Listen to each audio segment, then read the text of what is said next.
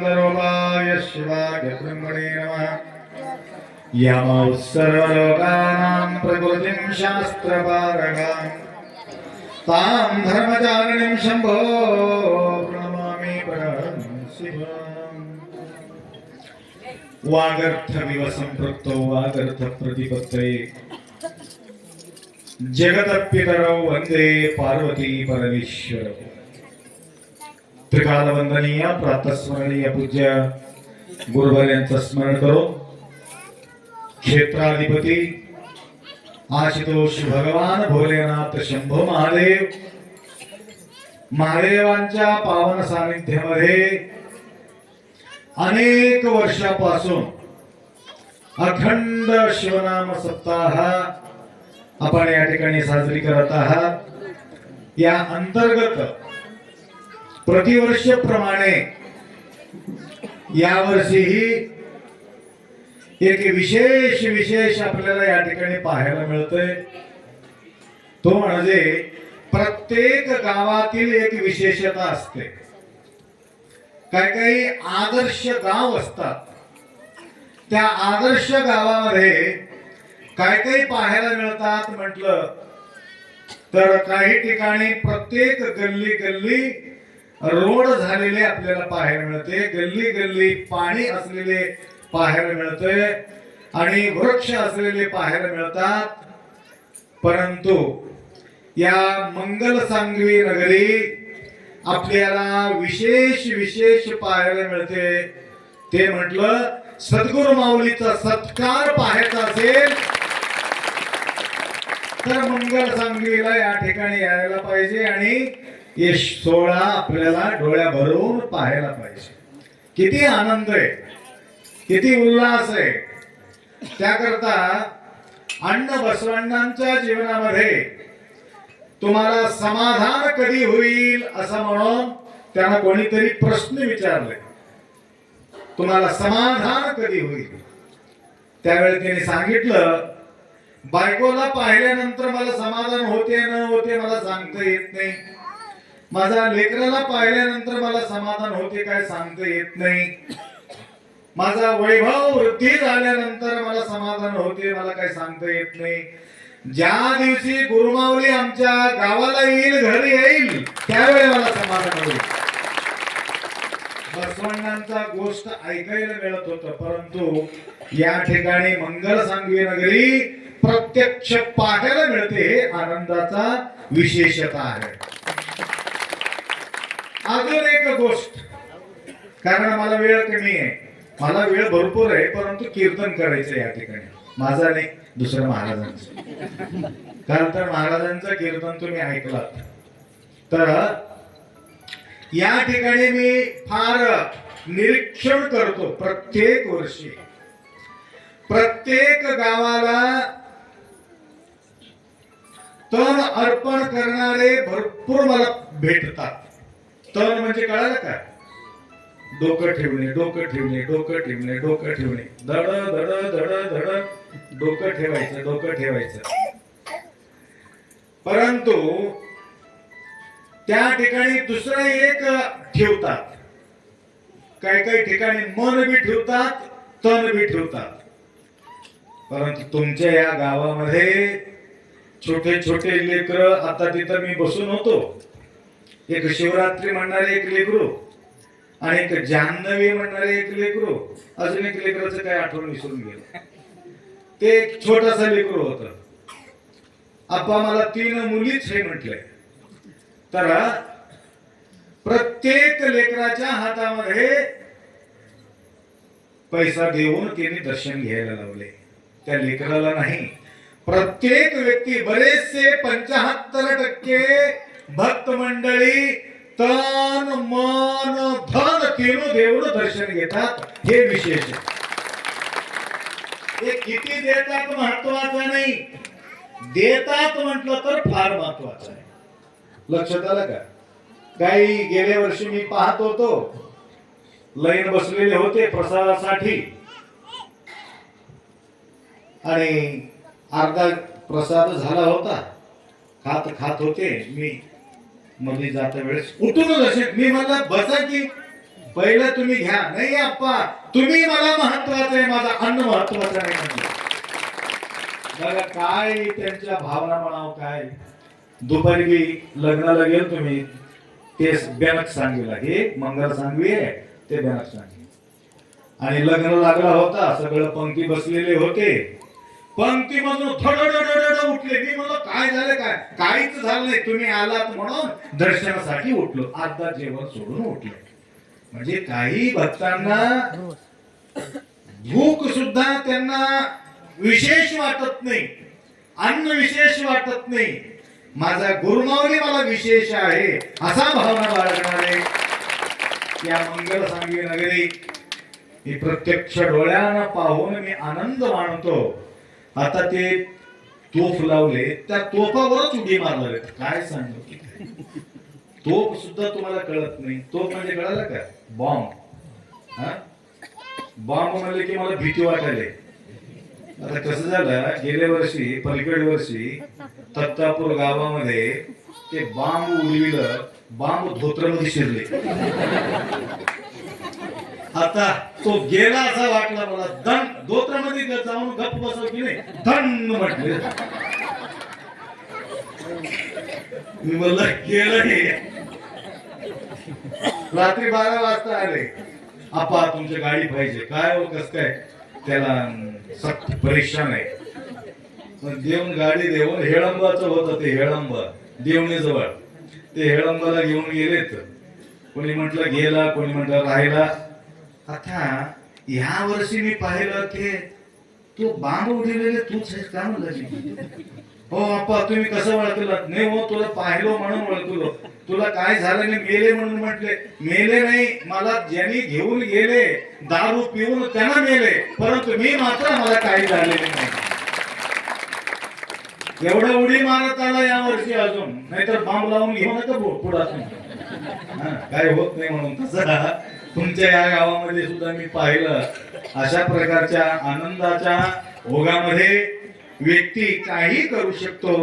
त्याप्रमाणे या आनंदाचा सोहळा प्रतिवर्ष तेवढंच प्रमाण, थोडा विशेष मला वाटलं होता. ते कोणीतरी म्हटले आपा या वर्षी शॉर्टकट हे म्हणले. शॉर्टकट म्हणजे कसं, डायरेक्ट इथूनच असं जायचंय म्हटले. नंतर तिकडे घोडं तिकडे निघाले. मला इकडे कसं काय? नाही नेम मोडता येत नाही मला. नेम मोडता येत नाही. परंतु मला असं वाटते, मी ह्याला गेलो होतो बद्री केदारला.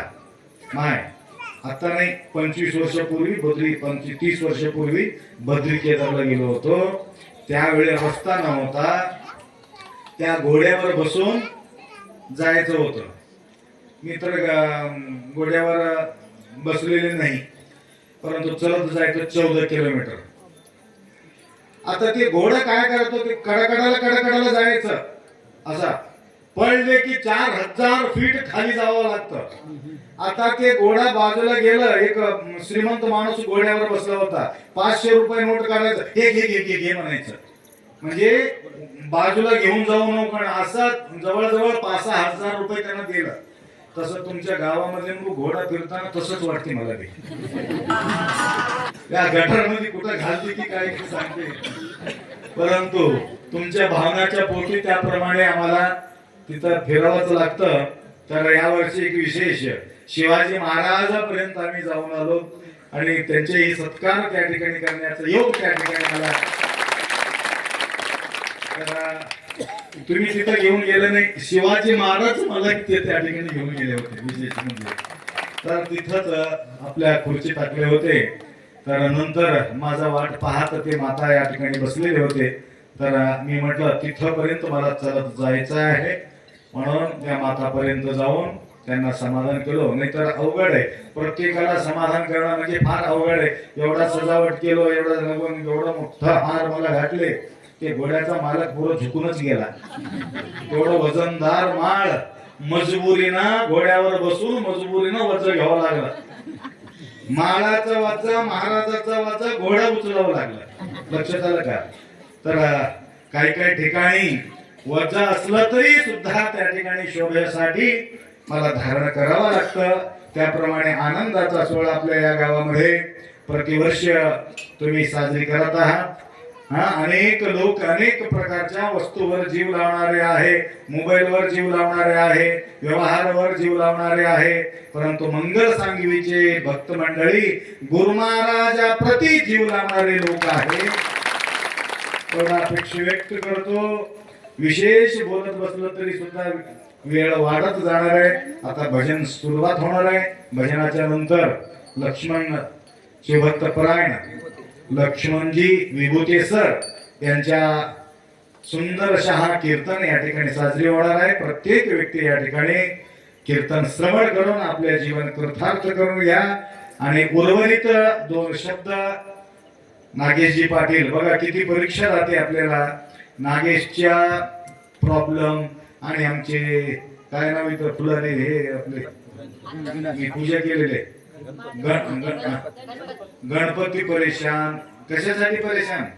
तनुवनाला दिसवा, शरीराला हालून पाहतात म्हणे, माझ्याकडे येतात की तिकडे जातात म्हणून विचार करतात म्हणे देव.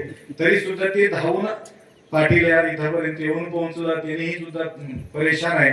आणि तेवढंच नाही, आपल्या जे कार्यकर्ता आहे ते कार्यकर्त्यांना थोडासाही अडीअडचणी आल्यानंतर सगळ्या लोकांना एक प्रकारच्या दुःख वाढते. राम गेल्यानंतर, जो वनवासाला गेल्यानंतर किती लोक रडत होते, राम शिवाधीन झाल्यानंतर तेवढा डोळ्यातून पाणी अनेक लोकांनी काढले. कारण एवढं जीव लावणारे आपल्या भजन मंडळीचे प्रती अनेक भाविक भक्त या ठिकाणी आपल्याला पाहायला मिळतात. त्याप्रमाणे तुम्हा सर्वांचा सहाय्य होऊ, एकमेका भजू कैलास नायका म्हटल्याप्रमाणे आज इतका आनंद आम्हाला विशेष रूपाने आम्ही पाहिलो. असंच सेवा करण्याचा शक्ती सद्बुद्धी सद्गुरु माऊली तुम्हाला कृपा करो.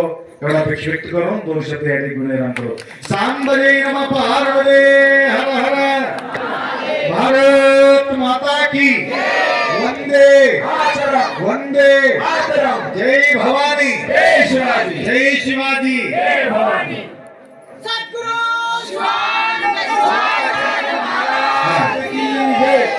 विशेष सूचना माझ्याकडे आलेली.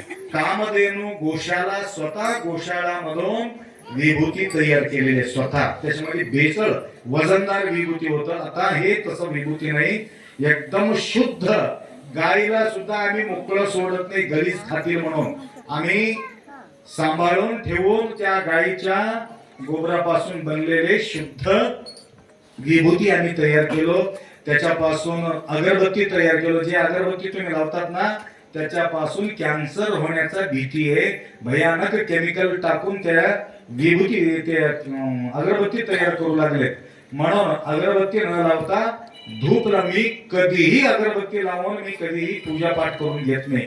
त्याकरता सुंदर अशा हा धूप आणि संजीवनी रस त्या ठिकाणी आम्ही त्या गाईचा गोत्रापासून बनलेले संजीवनी रस आहे. आणि पंचगव्य आहे. डोकं दुखत असेल तर आणि हातपाय वगैरे दुखत असलं तर लावून मालिश करण्याकरता अशा प्रकारचे जवळजवळ 100 प्रोडक्ट त्या ठिकाणी तयार त्यांनी केलेले आहे. त्याच्यापासून गणपती बनवितो, त्याच्यापासून अर्क बनवितात आणि अनेक प्रकारच्या वनस्पतीचा अर्क त्या ठिकाणी तयार होते. तर त्याच्यापासून ट्रीटमेंट आम्ही त्या ठिकाणी देऊ लागलो. जवळजवळ पियाचं पाणी विहिरीमध्ये. बरं, तुमच्या गावाचं बरं आहे. काय काय ठिकाणी घाटारमध्ये टाकतात. कुठं पाणी भेटत नाही म्हणून घाटारमध्ये टाकतात. घाटारमध्ये गणपती पडू नये म्हणून आम्ही एक आयोजन केलं. गेल्या वर्षी 5000 गणपती ऑनलाईन मध्ये बुकिंग करून घेतले लोक. आणि ते गणपती सोबत एक कुंडल, त्या फुलाचं झाड राहते ना, त्याला काय म्हणतात, कुंडी. आणि त्या कुंडीमध्ये एक फुलाचं झाड लावलेले, एक फुलाचा झाड, एक गणपती त्याला देऊन टाकायचा. 11 दिवस पूजा केल्यानंतर ते गणपतीला त्या कुंडीमध्ये ठेवायचा. आणि दररोज त्या गणपतीवर पाणी घालायचं. थोडं थोडं थोडं पगळून जाते, गणपती त्या झाडामध्ये शिरते आणि हिरवागार झाड होऊन जातात आणि फसकनास फूल निघते. गणपती छान काम केले की नाही तुमचं. एक झाड मी तयार होऊन गेले आणि गणपती खत होऊन गेले. या प्रकारचे विचार करून मी गेल्या वर्षी 5,000 गणपती दिलो होतो. सुंदर गणपती आहे. मी तुमचा म्हणजे 11 दिवसामध्ये पगळून गेलं तर कसं करावं? पगळत नाही, ते 6 महिना लागते पगळायला. आता तुम्ही पाणी टाकत गेलं तर 6 महिन्याच्या नंतर ते पगळायला सुरुवात होते. अशा प्रकारच्या गणपती व्यवस्थित तयार करून तुमच्या हातामध्ये देणार आहे. ज्या ज्या भक्तांना गरज असेल तर तुम्हाला मोबाईल नंबर देतील आणि छोटा गणपती पासून मोठा गणपती, म्हणजे मोठं माझं एवढं नाही आहे, परंतु एवढा तुमच्या घरामध्ये ठेवण्यासारखा गणपती त्या ठिकाणी तुम्हाला मिळतील. एवढा सूचना तुम्हाला देतो. उद्या आठवण राहते की नाही म्हणून सांगता येत नाही. म्हणून तर या मंगल सांगली नगरी मंगलमय सर्व गोष्टी व्हायला पाहिजे, म्हणून एक 2 गोष्टी अतिरिक्त या ठिकाणी मी बोललो. तर या कार्यक्रमासाठी तन मन धन सप्तासाठी अर्पण केलेले सर्व भक्तांना गुरुमाऊलीचा कृपा आशीर्वाद असो. पूर्वी मी पहाटे या लेकराला बोलत जातो 4 वाजता प्रतिवर्ष. ते पूर्ण जोड खांबापर्यंत जाऊन येतो. ते पांगरा रोड आहे की कोणता रोड आहे? त्या रोडाला जाता वेळेस तिथपर्यंत बोलत काहीतरी गोष्टी काढत जातो. मी म्हटलं पहिले सप्ताह कसं होत होतं? आपा पहिले सप्ताह घर घर घर घर फिरून आम्ही चंदा मागत होतो. मग आता आम्हाला हुडकत येतात आणि चंदा देतात. हे विशेष आहे म्हणून म्हटले जोरदार टाळी वाजवा हे सगळ्यांना. मी बी ऐकून थक होतो. 2,000 रुपये 2,500 रुपये तिथं आम्हाला ऐकू येते तिथं माईक मध्ये अर्पण केले. आता पहिले चंदा कमी होत होती, आता इथं मंदिर पर्यंत येऊन दिल्यापासून वाढले. म्हटलं देणगी भरपूर वाढलेले आहे. म्हणजे या ठिकाणी वाढवलो की सदाचार सद्विद्येचे भडीमार हो सर्वत्र साचार हाची प्रसाद आवडी. हे प्रसाद मनमत माऊली मागितलं त्याप्रमाणे सेवा करणारे भक्त मंडळी इथपर्यंत येऊन तुम्ही सेवा करू लागला. आणि प्रसादाच्या वाटप सुद्धा या ठिकाणी प्रत्येक दिवस या ठिकाणी होत आहे. आखरीला सुद्धा प्रसाद करण्यासाठी काही भक्त तयार होते आणि काही भक्त म्हटले म्हणे आमचंही थोडा प्रसादाचा व्यवस्था व्हावा, तुम्ही करत बसलं तर आमचा काय व्हावा असं म्हणून काही विचार होते. म्हणून आखरीसाठी उद्यासाठी, आखरी म्हणजे उद्याच आहे ना, उद्याचा महाप्रसाद कोणाचं? हा किती खुश झाले बघा. हे सार्वजनिक म्हटले की किती खुश होऊन जातं. त्याचे एकटाच म्हणजे कसं सगळ्यांना पुण्य मिळावं, सगळ्यांना समाधान व्हावा अशा प्रकारचे विचारधारा बाळगून सर्वांच्या 1-1 रुपये असो किंवा लाखो रुपये असो तुमच्या सर्वांचा सहयोग या ठिकाणी लाभत आहे. असाच सेवा करण्याचा सद्बुद्धी गुरुमाऊली तुम्हाला कृपा करो. संत शिरोमणी मनमत स्वामी महाराज की हर हर. आता दर्शन सकाळी घेत की आता घ्या? सकाळी आता कीर्तन चालू करायचं बघा. कीर्तनाला सकाळी